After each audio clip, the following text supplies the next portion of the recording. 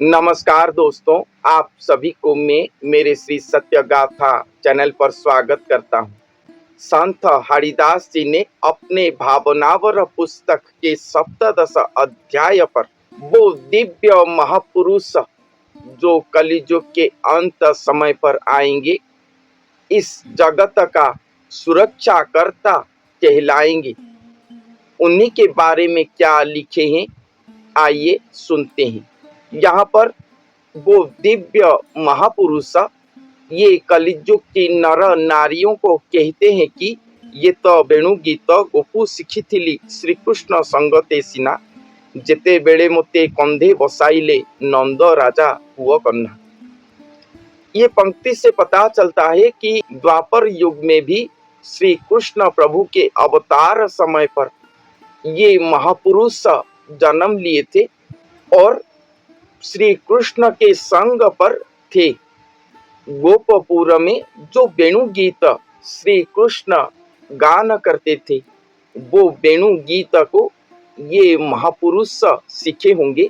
ये उनका पूर्व जन्म का स्वीकृति रहा होगा।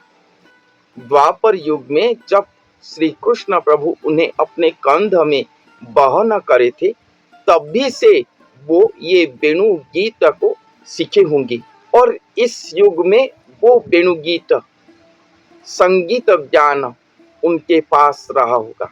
संत अच्युतानंद दास जी ने भी ये बात लिखे हैं अपने भविष्यवाणिका ग्रंथों पर कि जो दिव्य महापुरुष होंगे उनके पास दिव्य बंशी स्वन सुनाई देता होगा। वो खुद बंशीनाद नहीं करते होंगे, मुरली नहीं बजाते होंगे, फिर भी भगवान के मुरली स्वन, श्री कृष्ण प्रभु के मुरली स्वन उनके पास सुनाई देता होगा। सही अच्युतटी मुहि जनमिच मोते जने हस केते। वो महापुरुष कहते हैं कि मैं वही अच्युत हूँ जो द्वापर युग में श्री कृष्ण के साथ था। श्री कृष्ण प्रभु मुझे उनके कंध में वहन करे थे। मैं वही अच्युत हूँ जो ये कलिकाल के अंत समय पर जन्म लिया हूँ और तुम कलिजुग की नर नारी मुझे पहचान न पाकर हंस रहे हो। करणी करणी जेबे हेउअछ देखाइबा किछि गते। और तुम मुझे पहचान न पाकर उपहास तो करते हो। और मेरे पास क्या दैवी शक्ति है, क्या दैवी लक्षण युक्त मैं हूँ, ये दिखाने के लिए बारंबार कहते हो, उपहासित वाणी कहते हो। और संत कहते हैं कि ये दिखाएंगे हम, मेरा करणी क्या है, मैं कौन से कर्म का अधिकारी हूँ, मैं क्या कर सकता हूँ, तुम्हें सुनिश्चित ही दिखाऊंगा। अवगत अन्य पथ थिले देख, भक्त थिले एणे आस। अच्युत दास वो दिव्य महापुरुष कलिजुगी नर नारियों को कहते हैं कि जो अभगत जन है, जो अभक्त है, नास्तिक है, वो अन्य पथ पर चले जाएं, उनका काम यहाँ पर कुछ नहीं है।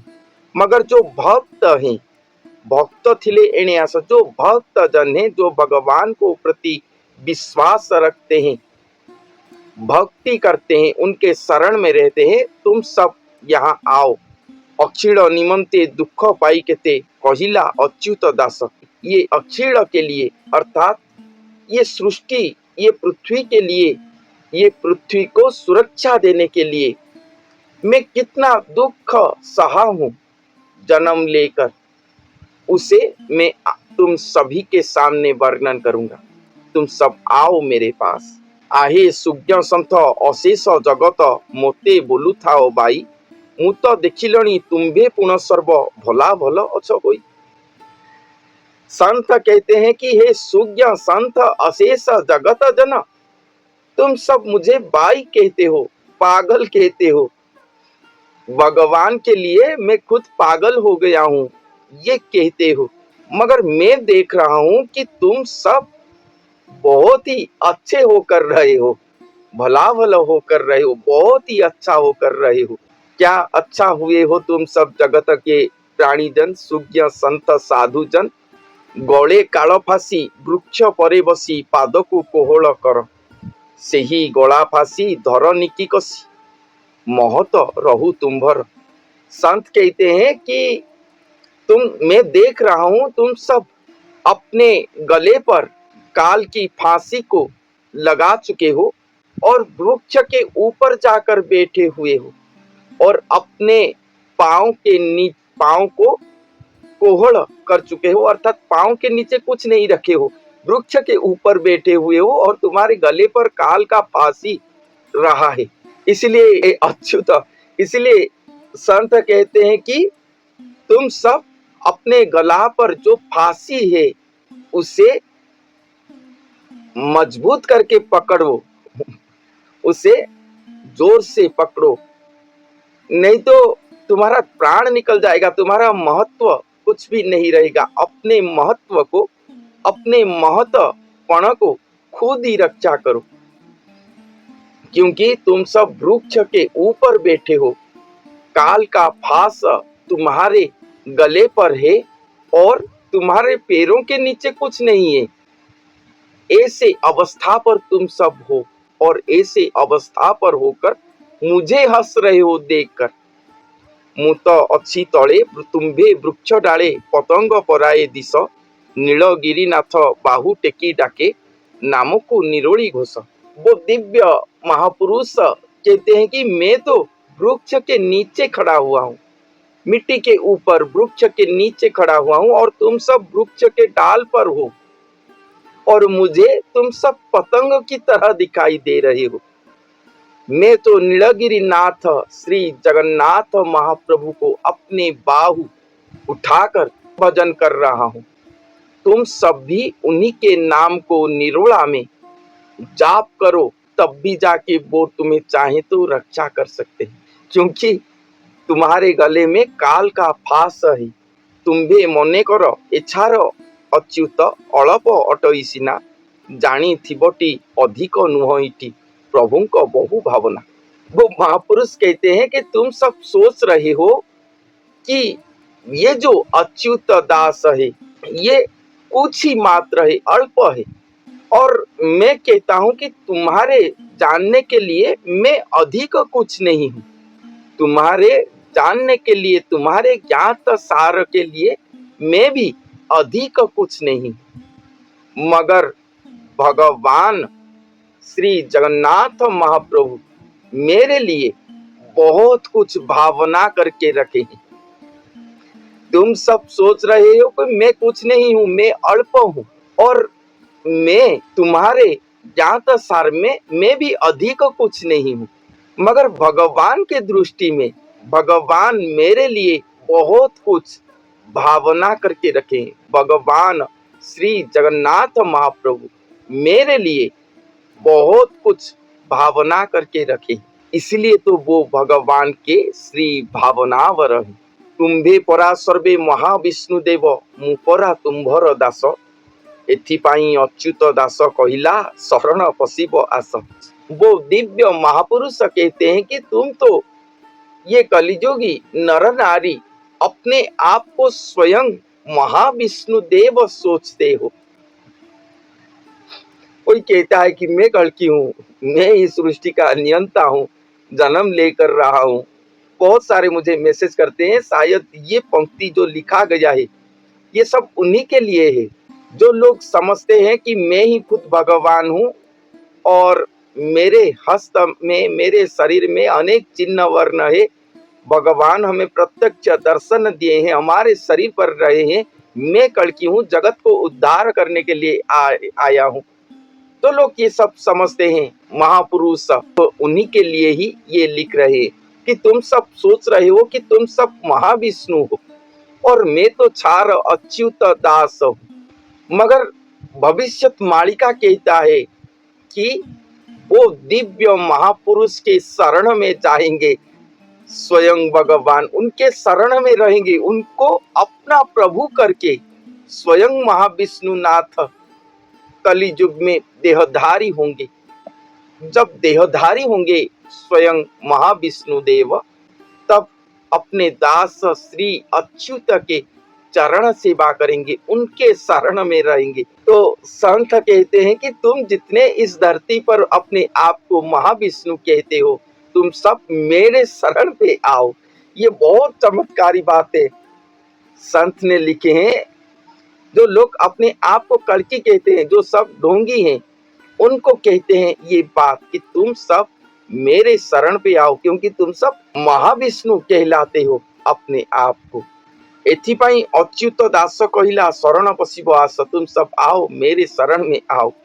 तुम्भे परा प्रभु अण बाबुआ हो, मु परा तुम्भर पुओ। मोह पिता नाम श्री पुरुषोत्तम, तुम्भ पिता किस कुह। फिर से कहते हैं कि तुम सब तो अण बाबुआ हो। अण बाबुआ अर्थात अण बाप, अण पिता अर्थात स्वयं भगवान, जो सभी के पिता हैं, जिनसे सब सृष्टि हुए हैं। तुम सब अपने आप को भगवान कहते हो, तो तुम सब अणपिता हुए। और मैं तो भगवान का पुत्र हूं, इसलिए मैं तुम्हारा पुत्र हुआ। मैं तुम्हारा पुत्र हुआ। वो दिव्य महापुरुष कहते हैं कि तुम सब भगवान हो, अणपिता हो, तो मैं तुम्हारा पुत्र हूं। मगर मेरा पिता का नाम श्री पुरुषोत्तम है। मगर मेरा पिता का नाम श्री पुरुषोत्तम है। तुम्हारा पिता का नाम क्या है? मेरे पिता का नाम श्री पुरुषोत्तम श्री जगन्नाथ महाप्रभु है, जो अजन्मा पुरुष स्वयं सृष्टि करता है, जिनका जोनी जन्म नहीं है, जो अपने सृष्टि चक्र के अंदर स्वयं इच्छा करने पर भी जोनी जन्म नहीं ले सकती, क्योंकि वो स्वयं सृष्टि करता है। उनके ऊपर कोई भी नहीं है। बहुत सारे सोचते हैं कि आदि माता ही सर्वश्रेष्ठ है, उनके ऊपर है, आदि माता से ही उनका जन्म होता है। आदि माता स्वयं देही अगर हो जाएंगे, स्वयं देही हो जाएंगे, तब भी स्वयं सृष्टिकर्ता उनके गर्भ से प्रसवित नहीं हो सकते।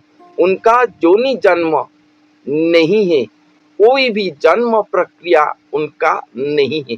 वो स्वयं सृष्टि करता है।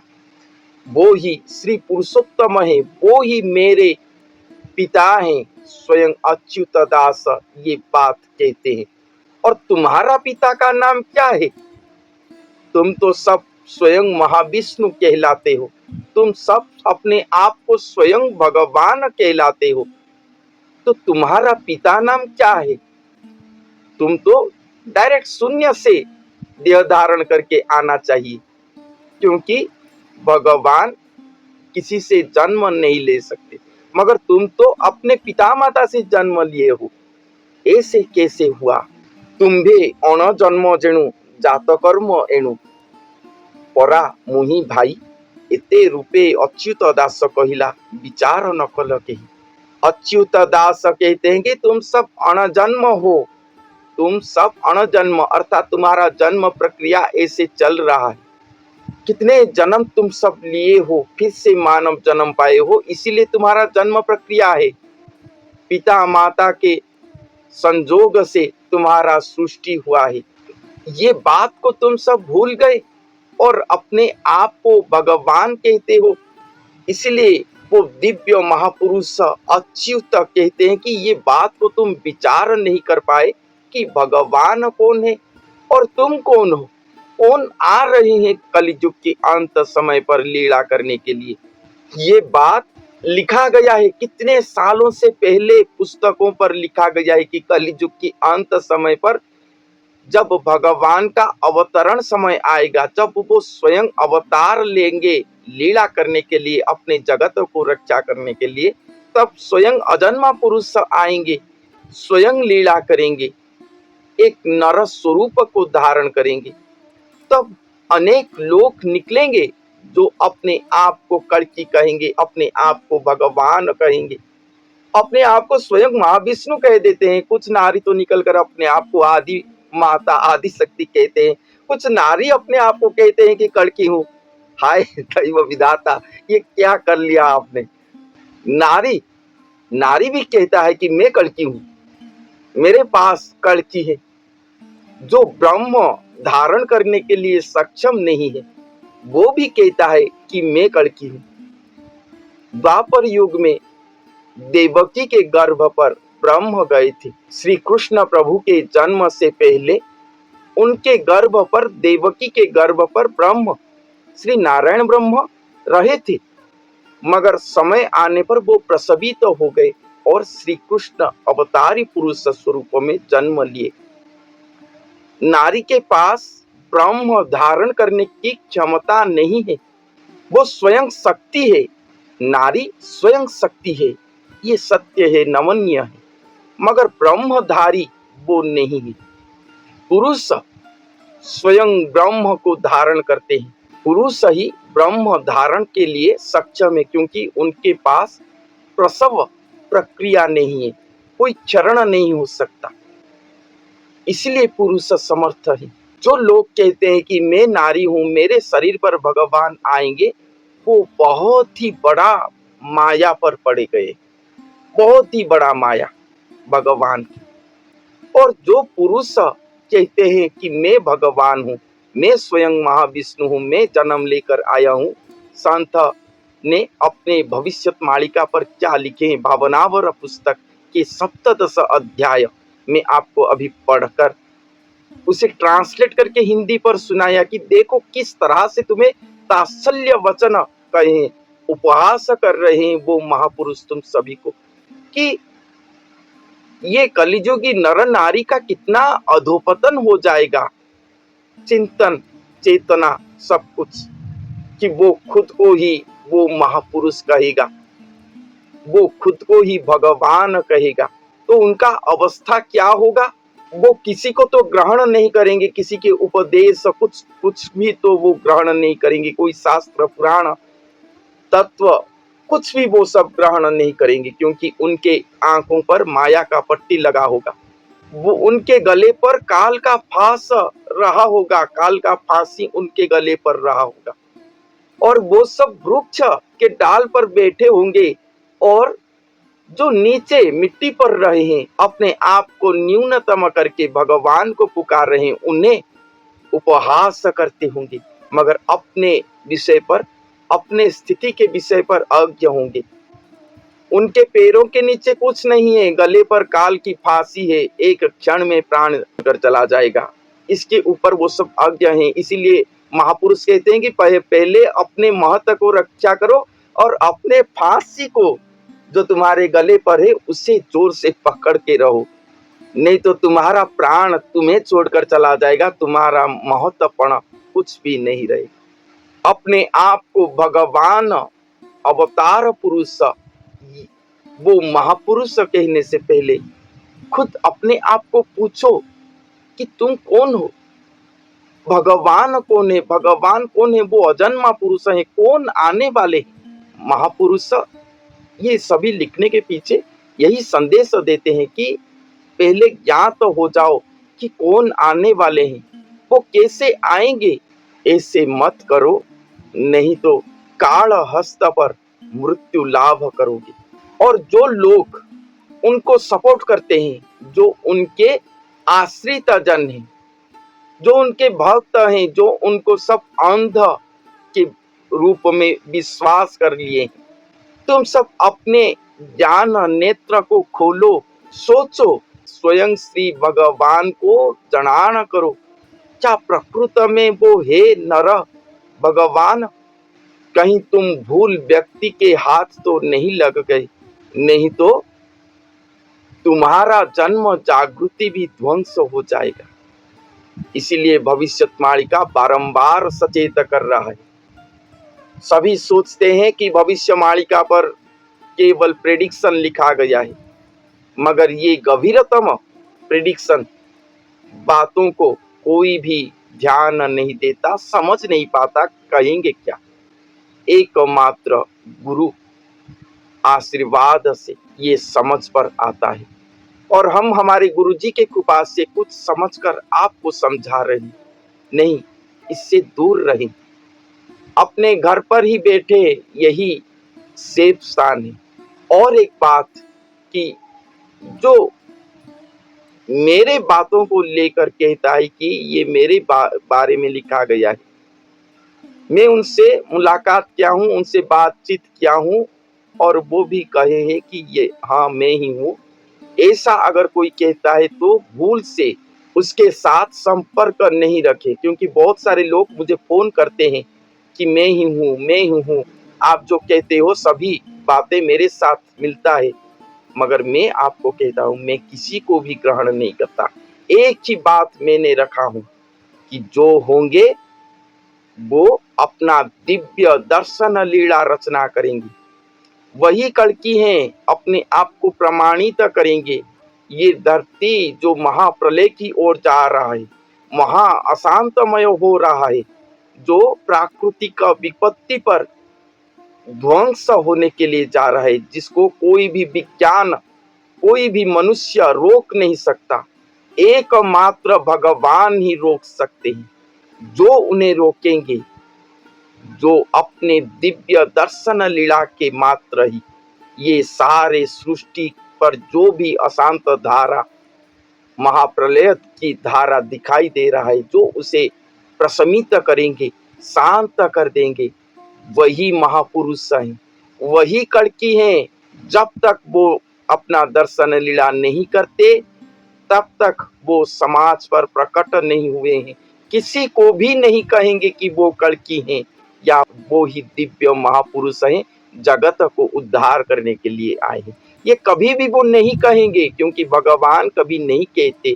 वो अपने कर्म पर अपने आप को प्रतिपादित करते हैं, प्रमाणित करते हैं, और जगत उनके प्रमाण को देखकर उनके पास अपने आप ही नतमस्तक करता है। ये विचार करो हे सूज्ञ संतजन, आप लोग अपने बुद्धि से विचार करो, अपने बुद्धि मानवपण को जागृत करो। भगवान तुम्हें मानव करे हैं इसीलिए कि तुम्हें बुद्धि विवेक कुछ दिए हैं, उसका इस्तेमाल करो और ये ढोंगी कड़की ढोंगी महापुरुषों से दूर रहो। भगवान के प्रति अपने भक्ति प्रेम को अखंड रखो। अगर उनके हाथ पड़ जाओगे तो तुम्हारे जन्म जन्मांतर का भक्ति प्रदीप जो है भगवान के प्रति, वो हमेशा के लिए बुझ जाएगा, लुप्त हो जाएगा अंधारे पर और कभी भी नहीं पा पाओगे। इसलिए मेरे कहने को मानो। उड़ीसा की भविष्यवाणी का जो संदेश दे रहा है, प्रकृत संदेश जो कोई नहीं बताता, मैं आपको बता रहा हूँ। ये मेरा घमंड नहीं है, अहंकार नहीं है कि मैं बता रहा हूँ, नहीं। आप अगर सोच रहे हो कि ये घमंड कर रहे हैं, अहंकार कर रहे हैं, नहीं नहीं, आप मुझे गलत समझ रहे हो। मैं आपको बस आगाह कर रहा हूँ, सूचित कर रहा हूँ। ये लिखा गया है भविष्यवाणी का ग्रंथों पर 600 साल पहले कि ऐसे समय आएगा जब बहुत सारे लोग निकलकर अपने आप को कड़की महापुरुष कहेंगे। उनसे बचकर रहना चाहिए, नहीं तो ऐसे भयंकर असुविधा पर सब पड़ जाओगे। मेरे इस बात को आप शुद्धि ज्ञानी जन, आप शुद्ध ज्ञानी जन विचार करो और अपने प्रभु के प्रति अपने भक्ति प्रेम को अखंड रखो। यही संदेश भविष्यवाणी का ग्रंथ से मैं आपको सुना रहा हूँ। तो आज के लिए इतना ही। धन्यवाद।